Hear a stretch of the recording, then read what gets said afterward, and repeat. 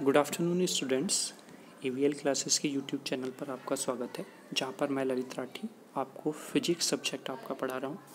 तो जैसा कि हमारी last unit module second electromagnetic field effect theory चल रहा था, उसमें हमने Maxwell equations, continuity equations, displacement current, आपका electromagnetic wave equations in free space and conducting medium, Poynting vector and Poynting theorems, ये सारे टॉपिक्स बहुत अच्छे तरीके से मैंने आपको कराए हुए हैं। फिजिक्स के प्लेलिस्ट में आपको AVL क्लासेस के यूट्यूब चैनल पर वो सारी वीडियोस मिल जाएगी, ठीक है। तो जिस टॉपिक को भी आपको समझना है, पढ़ना है, वो आप प्लेलिस्ट में जाकर देख सकते हैं। सारे टॉपिक्स बहुत इंपॉर्टेंट हैं, डायरेक्ट क्वेश्चंस आपसे पूछे गए हैं। आप प्रीवियस ईयर के क्वेश्चन पेपर एनालिसिस की वीडियो के हेल्प से देख भी सकते हैं कि कौन सा क्वेश्चन कितना इम्पोर्टेंट है। तो उसी यूनिट का, या फिर मैं सिंपली बोलूँ आपके सिलेबस का लास्ट टॉपिक आपका बचता है स्किन डेप्थ, ठीक है। तो आज हम उसको कवर करेंगे और आपके आई होप के सारे जितने भी टॉपिक हैं EKTU सिलेबस के according module 1, module 2, module 3, module 4, module 5 वो मैंने सारे कवर कराए, ठीक है। अगर किसी बच्चे को किसी टॉपिक में फिर भी प्रॉब्लम आती है, जो क्लासेस में हुए हैं, जो या फिर आपके यूट्यूब चैनल पर हुए हैं, वैसे यूट्यूब चैनल पर जो मैंने कराया है उसमें आपको बेनिफिट ये है कि आप उसको अगर एक बार समझ में नहीं आता है तो दोबारा देख सकते हैं, वीडियो को 3 बार देख सकते हैं। आई होप कि आपको वो समझ में आ जाएगा। बट अगर क्लास में कोई टॉपिक आपको समझ में नहीं आया है, या फिर आप उस दिन एब्सेंट थे, या फिर किसी कारणवश आप क्लासेस को ज्वाइन नहीं कर पाए कंटिन्यूसली, तो आप मुझे पर्सनली बता सकते हैं, ठीक है। मैं उसकी वीडियो भी अपलोड कर दूंगा, जैसा कि मैंने कुछ प्रीवियस यूनिट्स की वीडियो भी एज ए रिवीजन आपकी अपलोड की हैं। और आप देख भी रहे होंगे कि क्वेश्चन पेपर के एनालिसिस के अकॉर्डिंग कुछ बच्चों ने मुझसे प्लैंक्स रेडिएशन डिस्ट्रीब्यूशन लॉ के बारे में पूछा था, वो मैंने आपको 2 वीडियोज़ के माध्यम से करा दिया है, ठीक है। चलिए लास्ट टॉपिक को कवर करते हैं और आज आपका सिलेबस लगभग ख़त्म हो जाएगा। 1-2 अगर इससे कोई न्यूमेरिकल बनता है तो वो मैं करा दूंगा, अदरवाइज़ इससे ज़्यादा न्यूमेरिकल आने के चांसेस होते नहीं हैं इस यूनिट से, ठीक है। चलिए देखते हैं क्या है डेप्थ ऑफ पेनिट्रेशन, यानी कि स्किन डेप्थ को डेप्थ ऑफ पेनिट्रेशन भी बोला जाता है। तो सिलेबस में आपका स्किन डेप्थ के नाम से टॉपिक है, बट वो क्वेश्चन डेप्थ ऑफ पेनिट्रेशन के नाम से भी पूछ सकता है, तो इसमें कंफ्यूज मत होना, ठीक है। यहाँ से वो मेनली 2 नंबर में इस क्वेश्चन को पूछता है कि what is skin depth, explain करो। तो इसके लिए मैं आपको थोड़ा सा पीछे लेके चलना चाहता हूँ। जैसे कि हमने पढ़ा था मैक्सवेल इक्वेशंस के बाद हमने पढ़ा इलेक्ट्रोमैग्नेटिक वेव इक्वेशंस, ठीक है। और इलेक्ट्रोमैग्नेटिक वेव इक्वेशंस के बाद पढ़ा हमने पॉइंटिंग वेक्टर और पॉइंटिंग थ्योरम। तो पॉइंटिंग थ्योरम ये कहती है कि जो इलेक्ट्रोमैग्नेटिक वेव्स हैं आपकी, वो जब सोर्स से डेस्टिनेशन तक पहुंचती हैं तो वो क्या करती हैं, एनर्जी ट्रांसफ़र करने का काम करती हैं। उस बीच में आपकी जो वो कंटेन करके चलती है एनर्जी, वो आपकी इलेक्ट्रिक और मैग्नेटिक दोनों फील्ड की इंटेंसिटी को लेकर चलती है, ठीक है। तो यहीं पर हम उसी चीज़ की स्टडी करेंगे कि किस चीज़ को पेनिट्रेशन डेप्थ यहाँ पर बोला गया। देखो याद करने वाली चीज़ है यहाँ पर, बट इससे मैंने थोड़ा सा एक्स्ट्रा में आपको कुछ बताना चाहा है, जिससे आपको ने देखा होगा कि जो रेडियो फ्रिक्वेंसीज होती हैं वो कैसे रिफ्लेक्ट होती हैं फ्रॉम द सरफेस, वो थोड़ा सा इसी के पे बेस्ड होता है स्किन डेप्थ पर। तो उसको भी समझने की कोशिश करेंगे, थोड़ा सा आपको एक्स्ट्रा नॉलेज मिलने की यहाँ से चांसेस है। देखते हैं डेप्थ ऑफ पेनिट्रेशन या स्किन डेप्थ में क्या लिखना है आपको, अगर 2 नंबर में पूछता है। The depth of penetration is defined as the distance in which the strength of electric field associated with the EM wave reduced due to attenuation by the factor 1/E from its initial value। अब आपको I think समझ में आ गया होगा कि जो electromagnetic waves हैं उसमें जो रिडक्शन होता है किसका, इलेक्ट्रिक फील्ड का, ड्यू टू द एटेन्यूएशन। अब एटेन्यूएशन भी बहुत अच्छे तरीके से आपको ऑप्टिकल फाइबर में पढ़ाया गया है। एटेन्यूएशन भी मतलब क्या होता है कि किसी चीज़ का कम हो जाना, यानी कि पावर का कम हो जाना। और मैंने पॉइंटिंग वेक्टर का जिक्र क्यों किया था पहले, क्योंकि पॉइंटिंग वेक्टर में जो P है वो डायरेक्टली इक्वल है E क्रॉस H की, यानी intensity of electric field, intensity of magnetic field. तो जब इलेक्ट्रिक फील्ड में आपका डिक्रीमेंट हो रहा है, रिड्यूस्ड हो रहा है, with distance, that means due to attenuation.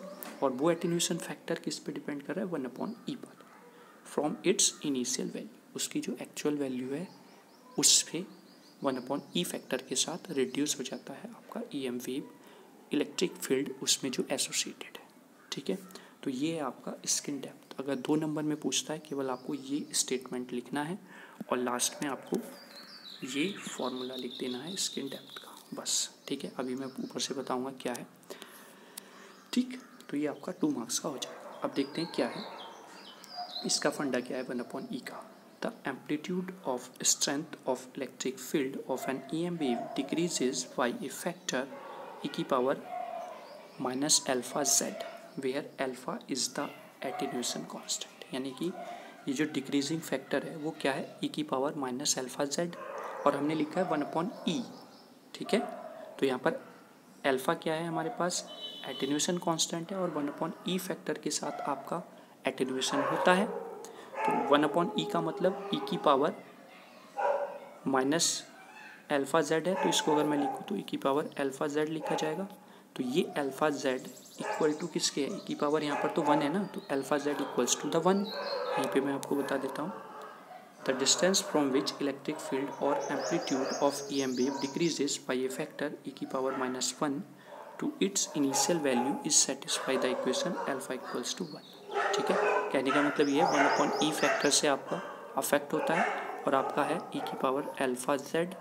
तो अल्फा जेड इक्वल्स टू किसके होगा, 1 के। यहाँ पर मैंने लिख दिया, if the depth of the penetration और skin depth represented by the del या delta 10 z equals to delta हमको पुट करना होगा, क्योंकि alpha is the attenuation factor. ठीक है, तो that means alpha del equals to 1 और डेल इक्वल्स टू 1/अल्फा। This shows that skin depth is reciprocal of attenuation constant. I hope यहाँ तक आपको स्किन डेप्थ अच्छे से समझ में आ गया होगा। अब देखते हैं, एक कर्व ऊपर बना हुआ है उसको मैं थोड़ा सा बता देता हूँ। यही चीज़ है, इलेक्ट्रिक फील्ड का डिक्रीमेंट हो रहा है यहाँ पर, जैसे जैसे डिस्टेंस बढ़ रही है। किसके साथ, ये डेल्टा हमने यहाँ पर लिखा हुआ है, that's the depth of the penetration या फिर स्किन डेप्थ। ठीक है, यही चीज़ मैंने यहाँ पर इस ग्राफ के थ्रू बताने की कोशिश की।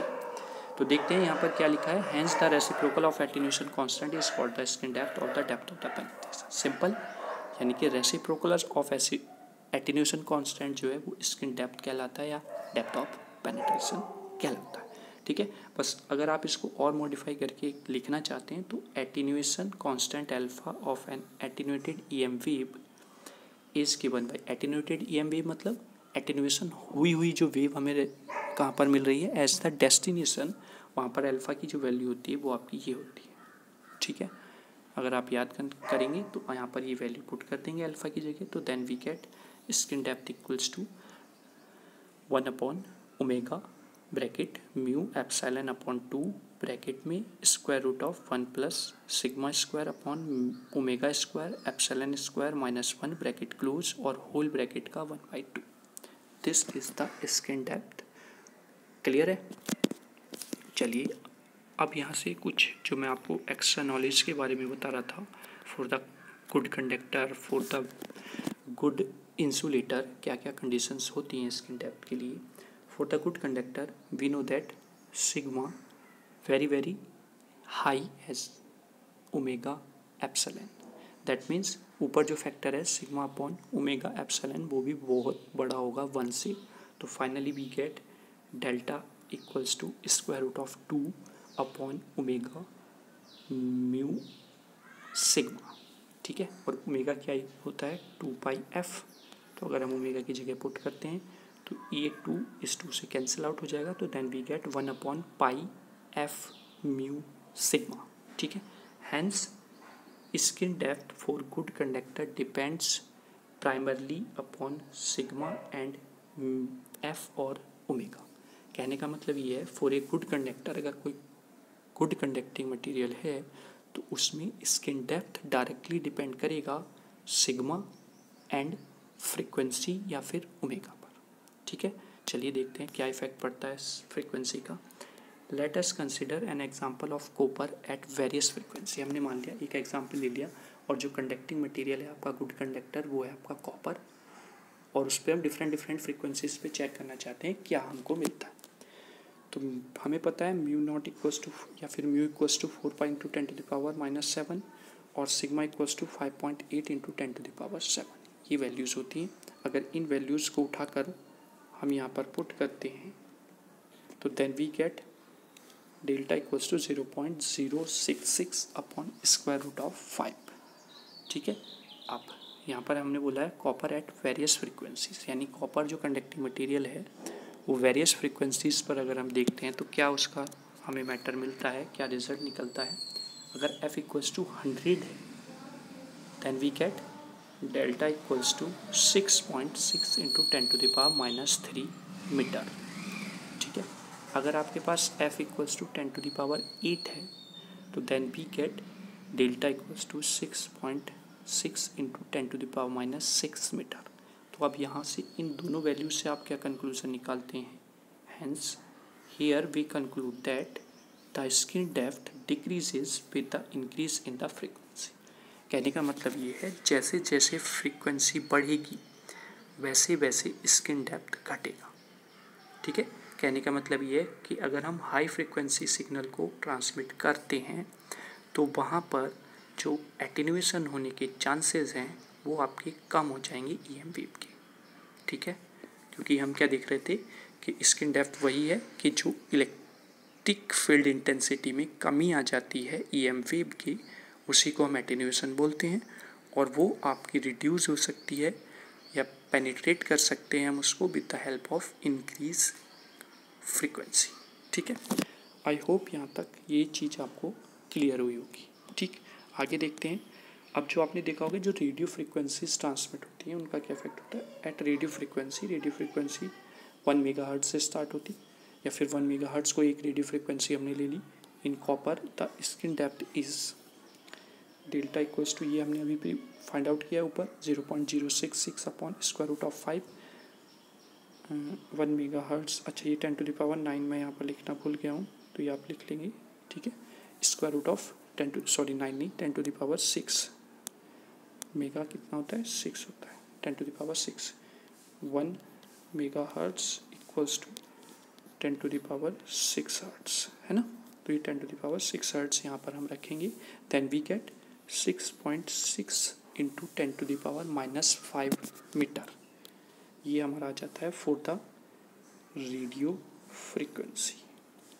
ठीक है, तो हमें यहाँ से क्या कंक्लूजन निकलता है। दस the depth of penetration at radio frequency in good conductor like copper is quite small, है ना। यानी कि फ्रीक्वेंसी बढ़ी तो फ्रीक्वेंसी बढ़ने से जो स्किन डेप्थ था वो कम हो गया हमारा। तो यहाँ से क्या है, that means the reflection of the radar waves from metallic surface of aeroplanes. Radar का नाम सुना है आपने।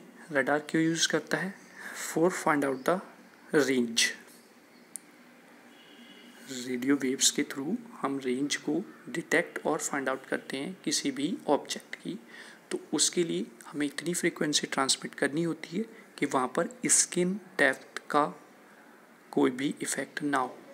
ठीक है, और स्किन डेप्थ के लिए हमें फ्रीक्वेंसी कैसी रखनी होती है, हाई रखनी होती है। जैसा हमने यहाँ पर दिखाया कि अगर हम अपने रडार के थ्रू फाइंड आउट कर रहे हैं या फिर डिटेक्ट कर रहे हैं कि कोई एरोप्लेन तो नहीं उड़ रहा है हमारे एरिया में किसी और जगह से या फिर किसी और कंट्री का, तो उससे हम रडार से रेंजेस भेजते हैं और वो फ्रीक्वेंसी रेंजेस उस ऑब्जेक्ट से या फिर उस एरोप्लेन से टकराती हैं और टकराने के बाद वापस आती हैं। Then we calculate the distance और पोजीशन ऑफ दैट ऑब्जेक्ट।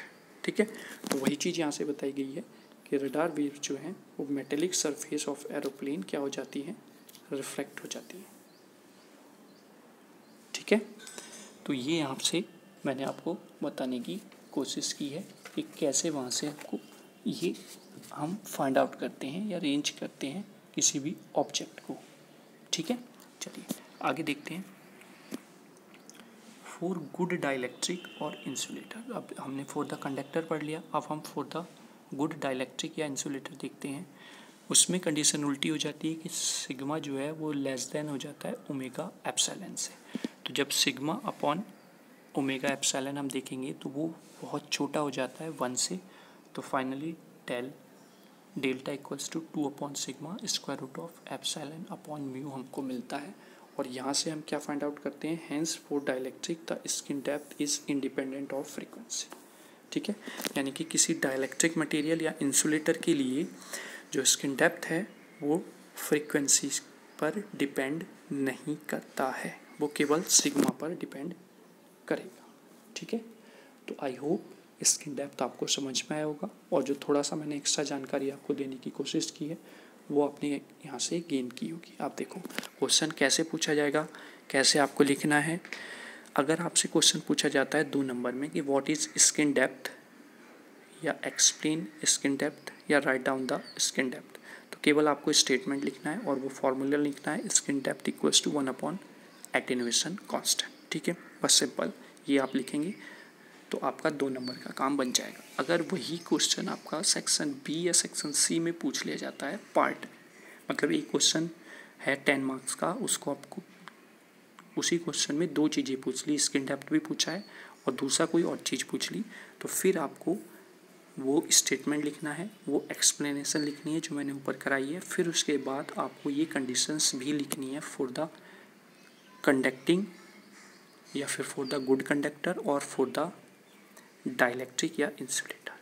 ठीक है, तो आई होप आप समझ गए होंगे कि आपको क्वेश्चन पेपर में क्या पूछा जाएगा और कैसे उसका आंसर देना है। ठीक है, चलिए ABL क्लासेस को ज्वाइन करने के लिए आपका धन्यवाद। घर पे रहिए, सुरक्षित रहिए। Thank you.